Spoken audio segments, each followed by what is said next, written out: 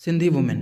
इस नज़म में हमें शायर मेहनत का लेसन देता है, ब्रेवरी का लेसन देता है और हमें बताता है एक सिंधी खातून के बारे में जो मेहनत करती है, जो मेहनत को अज़मत समझती है, ब्लेसिंग समझती है और उसकी मेहनत में कोई गरूर नहीं है, उसकी मेहनत में कोई दिखावा नहीं है। और शायर कहता है कि उसकी चाल जो है ना वो एक बड़ी शान वाली है, पुरवकार चाल है। मैं उससे बहुत मुतासिर हूँ। वो पत्थरों से गुज़र कर, गार्बेज से गुज़र कर, शीशे के टुकड़ों में से सीधी चली जा रही है। वो सर पर मर्तबान रखे, जार रखे, सीधे रास्ते पर जा रही है। और शायर कहता है कि मेरी जो कमर है ना वो तो टेढ़ी है, अगरचे इसने कोई बोझ नहीं उठाया हुआ, मतलब शायर ने कोई बोझ नहीं उठाया हुआ। शायर जान लेता है कि वो आदमी जो मुश्किलात का सामना करता है, जो मुश्किलात का चैलेंजेस से सामना करता है, जो प्रॉब्लम से नहीं घबराता, जो मुसीबतों से नहीं घबराता, वो इंसान अपना सर उठाकर चल सकता है, जैसे शायर ने सिंधी औरत को देखकर सीखा।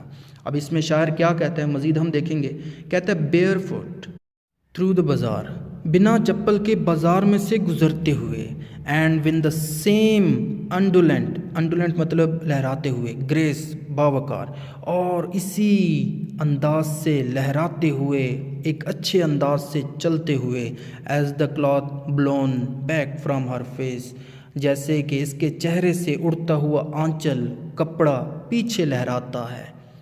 शी ग्लाइड्स, आहिस्ता आहिस्ता खरमा खरमा चलती है, विद स्टोन जार, जार मतलब पत्थर का मर्तबान, वो पत्थर का मर्तबान जार रखते हुए आहिस्ता आहिस्ता चल रही है। हाई ऑन हर, अपने सर पर, and not a ripple, ripple मतलब डगमगाहट, इन हर ट्रेड, चाल में, और उसकी चाल में कोई डगमगाहट नहीं है, उसकी चाल में कोई गरूर नहीं है, सिंपलिसिटी है, मतलब बेहतर अंदाज से वो चल रही है। शायर एक सिंधी औरत को देखता है, इस स्टैंजा में हमें बताता है और बताता है कि वो जो सिंधी औरत है ना उसकी चाल जो है ना वो दूसरों से अलग है, उसमें कोई गरूर नहीं है, वो शान से भरी चाल है। वो नंगे पाँव है, उसके पाँव में चप्पल भी नहीं है, वो बाज़ार में से गुज़रती जा रही है। इसका दुपट्टा जो है ना उसके पीछे लह रहा है लहरों की तरह, वो भी इस लहराती शान के साथ चल रही है और आहिस्ता आहिस्ता चलती जा रही है और अपने सर पर एक वज़न भी रखा हुआ है। वो वज़न क्या है? वो मर्तबान है। किस चीज़ का? पत्थर का। वो एक जार रखा हुआ है। इसकी चाल में मामूली सी झुकाव भी नहीं है। नेक्स्ट स्टैंजा में हमें शायर कहता है वाचिंग हर क्रॉस इरिक्ट, इरिक्ट मतलब सीधा, stones, garbage, excrement and crumbs of glass in the Karachi slums, slums मतलब कच्ची आबादियाँ। अब पोइट इन लाइंस में कहता है कि सिंधी खातून को कच्ची आबादी में चलते हुए देखता हूँ। वो पत्थरों, घरेलू गार्बेज से, गलाजत से और शीशे की करचियों में से सीधी चलती जा रही है। वो अपने सर पर वज़न उठाए सीधी और बावकार अंदाज से चलती है। I with my stoop reflect, मैं अपनी झुकी हुई कमर लिए सोचता हूँ। They stand most straight who learn to walk beneath a wait.